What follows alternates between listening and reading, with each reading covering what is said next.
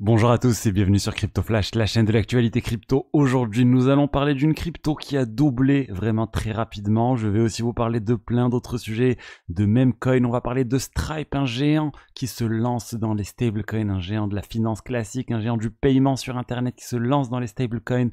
Je vais aussi vous parler d'intelligence artificielle, de airdrop et de plein de choses différentes. N'hésitez pas à rester jusqu'à la fin. Tous les jours, le meilleur de l'actualité crypto. Commençons tout de suite avec le cours des crypto-monnaies. BTC, on a 67 000 $, moins 1,39%. Ethereum, un peu moins de 2 700 $. Solana, 170 $, plus 3%. Et on va commencer tout de suite avec la bonne nouvelle. Vous avez fait une vidéo sur la flat tax qui risquait d'augmenter assez fortement, qui risquait de passer de 30 à 33% en France, qui allait impacter les crypto-monnaies. Et ben là, regardez, ça nous vient de LCP, donc la chaîne parlementaire. Vous avez toutes les infos sur ce qui se passe sur l'Assemblée nationale en France. Et en fait, qu'est-ce que ça nous dit? Ça nous dit que, que ce qui avait été adopté, le projet de loi sur la partie budget, où il y avait un certain nombre d'amendements qui avaient été apportés par la Commission des finances, et ben finalement, la Commission des finances a voté contre. Donc au final, on revient à la version initiale du budget proposé par le gouvernement, où il n'y avait pas cette flat tax de 33%, et c'est ça qui va être voté à l'Assemblée. Donc a priori, voilà, ça ne passe pas, tant mieux. Espérons qu'on reste à ce niveau de 30%, parce que clairement ça n'a pas baissé. La meilleure des choses là qui peut arriver tout de suite, c'est juste que ça reste à 30%, parce qu'on a failli augmenter. Il y a eu plein de choses qui avaient été discutées finalement. Vraiment rien de ce qui avait été adopté par LFI, etc.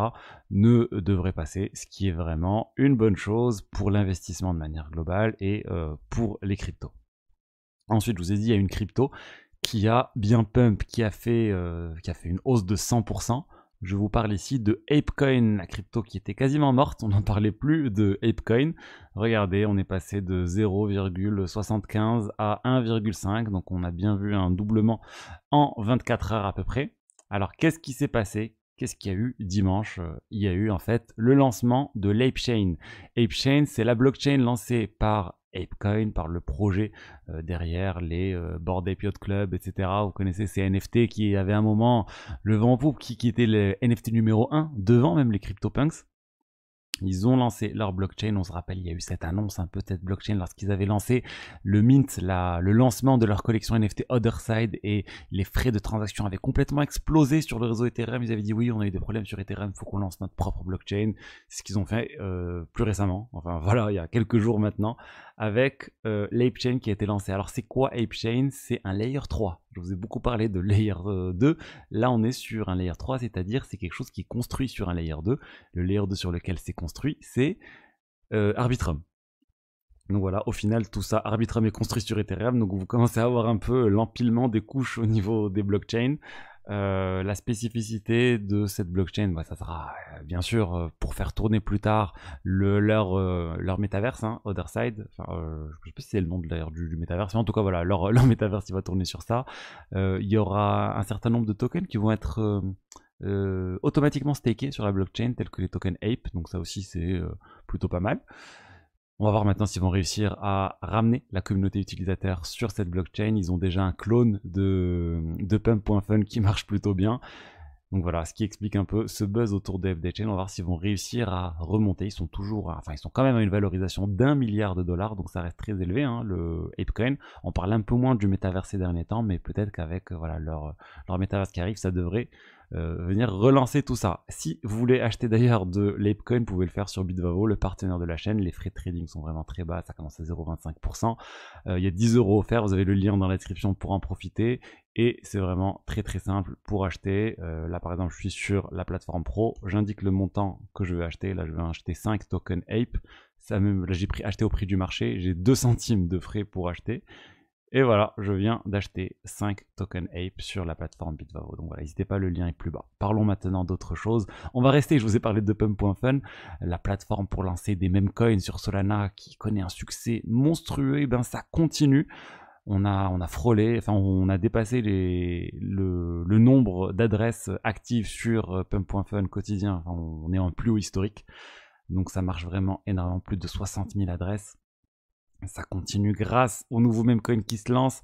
On a parlé de Goat dernièrement, il y a quelques temps on parlait j'ai oublié là, le memecoin sur l'hippopotame, Moudeng, et à chaque fois il y a de nouveaux memecoins. Dès qu'il y en a un qui part, bah, il y en a un autre dont on reparle, et la plateforme génère énormément d'argent. 1% à peu près de chaque transaction, même de chaque échange, de chaque transfert de tokens, donc ils gagnent vraiment beaucoup d'argent grâce à ça. Et là, ils ont teasé qu'ils allaient probablement lancer un airdrop, qu'ils allaient probablement lancer leur token lors d'un Twitter Space, un X-Space, ils ont dit ça.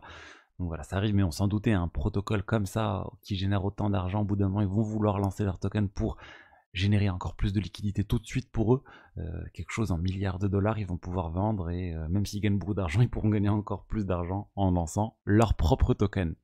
Ensuite, on va parler de Stripe, le géant du paiement. C'est une société qui est utilisée par un très grand nombre d'autres sociétés. Je l'utilise moi par exemple aussi quand je veux accepter des paiements en carte bleue.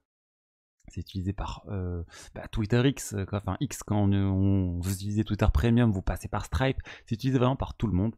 Et là, ils viennent de réaliser une acquisition assez énorme, a priori 1 milliard de dollars pour acheter Bridge, une société crypto dont je n'avais absolument jamais entendu parler. Ils étaient très discrets, les fondateurs, a priori, sur cette startup. Et pourquoi ils ont acheté ça? Parce que c'est une société qui est spécialisée dans les stablecoins. C'est un peu le Stripe du stablecoin pour faciliter l'acceptation de paiements en stablecoin.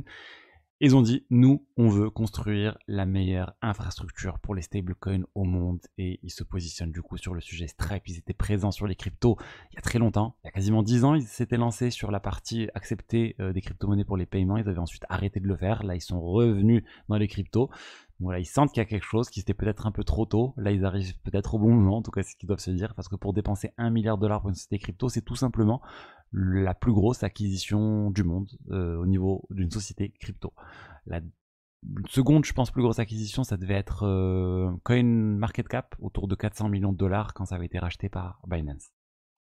Ensuite, on va parler de Scroll. Ils viennent d'annoncer du coup les critères pour l'airdrop, l'airdrop qui arrive demain, le 22.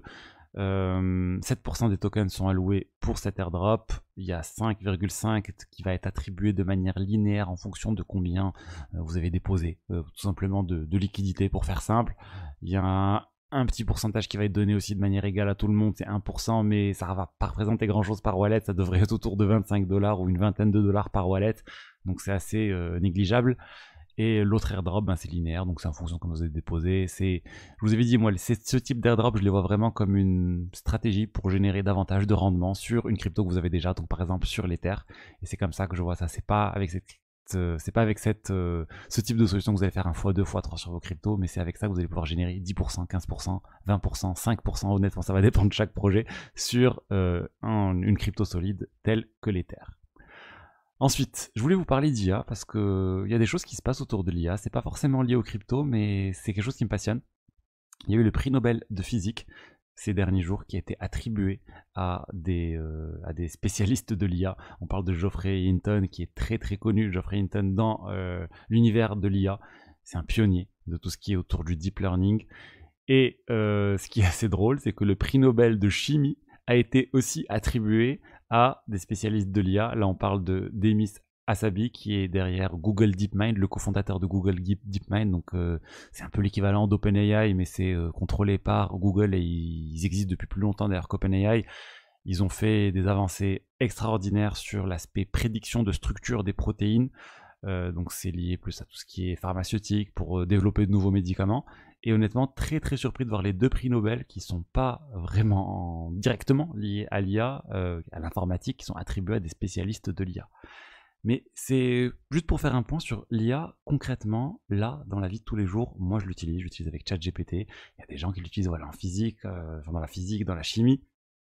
Mais j'ai rarement vu, ou je connais personne dans la vie de tous les jours qui utilise une IA en lien avec les cryptos. Je connais personne qui utilise un service de Bitensor, un subnet de Bitensor dans la vie de tous les jours pour réaliser des commandes, pour trouver des choses. Je connais plein de gens qui utilisent ChatGPT, je connais personne qui utilise ce type de projet. Et j'ai dit Bitensor, mais ça aurait pu remplacer Bitensor par n'importe quel projet. Ça aurait pu être Fetch, ça aurait pu être n'importe quel projet IA ou lié à l'IA. Je vois pas de réelle utilité, de réelle utilisation pour le moment. Donc ça arrivera sans doute, peut-être qu'on est vraiment hyper early, et je l'espère tout simplement pour tous ces projets. Mais pour l'instant, voilà, j'aurais aimé en fait trouver un projet crypto que je peux utiliser, me dire, projet crypto IA, que je peux utiliser, me dire voilà, il y a une réelle utilité, je vois l'intérêt de l'IA, je vois l'intérêt des cryptos, et je l'utilise tous les jours parce que c'est mieux, c'est moins censuré par exemple que l'IA d'OpenAI, parce que c'est aussi rapide, c'est moins cher, et même je gagne de l'argent en envoyant des requêtes sur ce type de projet. J'aimerais bien avoir quelque chose comme ça, mais pour l'instant, il n'y en a pas. Et je me suis aussi replongé dans le développement informatique assisté de l'IA, et c'est incroyable ce qu'on peut faire ces derniers temps. Il y a ChatGPT avec leur mode... Enfin, sur GPTO, ils ont un mode Canva qui vous permet de lancer lui faire développer du code, de faire des modifications dans le code et de proposer des choses. Et ça marche très très bien. Honnêtement, je me vois pas redévelopper quelque chose sans IA. Ça remplace un peu ce qu'on pouvait faire par le passé en allant sur des forums, sur Stack Overflow, etc. Tout est indiqué très simplement. J'ai pu faire une tonne de choses en un temps vraiment extrêmement rapide. Avec ce type d'outils tels que Cursor, ChatGPT. Si ça vous intéresse, peut-être un jour je ferai peut-être une vidéo sur le sujet, mais on s'éloigne un peu des cryptos, donc il faudra peut-être que je trouve un lien avec les cryptos, comment développer un projet crypto avec de l'IA ou ce type de choses. Mais je verrai, mais en tout cas c'est vraiment quelque chose qui me passionne ces derniers temps, et je m'y intéresse de plus en plus. Et la catégorie IA, voilà, vous les connaissez toutes, je pense. Il y en a beaucoup.